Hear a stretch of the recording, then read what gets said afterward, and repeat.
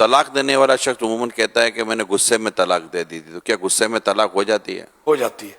ایک ساتھ 3 طلاقیں دینے سے کیا ایک ہی طلاق کہلائے گی یا پھر 3 ہی؟ 3 کہلائے گی۔ پریگننٹ عورت جو ہوتی ہے کیا ان کو طلاق دینے سے طلاق ہو جاتی ہے؟ ہو جاتی ہے۔ 3 طلاق دی تو کیا اب 60 مسکینوں کو کھانا کھلانے سے طلاق کا مسئلہ حل ہو جائے گا؟ نہیں ہوگا۔ طلاق دیتے وقت گواہوں کا ہونا بھی کیا ضروری ہے؟ نہیں۔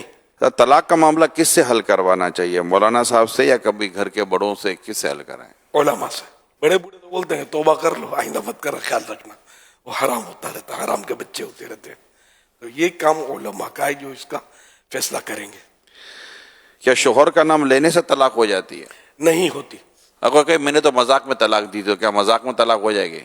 ہو جائے گی۔ حدیث پاک میں کہ اللہ کے پیارے نبی صلی اللہ علیہ وسلم نے فرمایا 3 چیزیں وہ ہیں جن کا ارادہ بھی ارادہ ہے اور مذاق بھی ارادہ، نکاح اور طلاق اور رجوع، یہ مذاق میں بھی ہو جاتے ہیں۔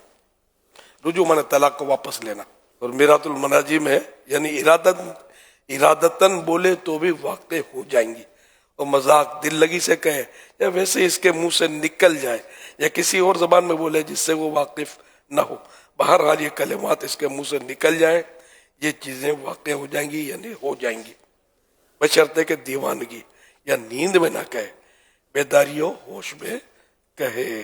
وہ تو یہ ارشاد فرمائے کہ کوئی شخص شادی کرنے جا رہا ہو تو کیا اس پر طلاق کے احکام سیکھنا یہ بھی فرض ہیں؟ جب طلاق کی ضرورت پیش آئے تو اس وقت اس کو معلوم ہونا چاہیے کہ طلاق کس طرح دی جاتی ہے، اس کے کیا ضروری مسائل ہیں اور کیا کنائے ہیں وغیرہ، یہ اس وقت اس پر فرض ہوگا۔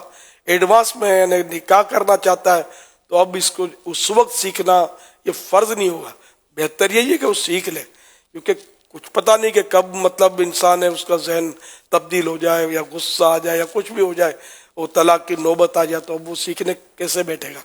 یعنی ایک تو وہ مسائل ہوتے ہیں کہ جو طلاق کے بعد پیش آئیں گے، کہ طلاق کے بعد کیا کیا احکام ہو جاتے ہیں، تو وہ تو سیکھنا ظاہر ہے کہ اسی وقت ہوگا۔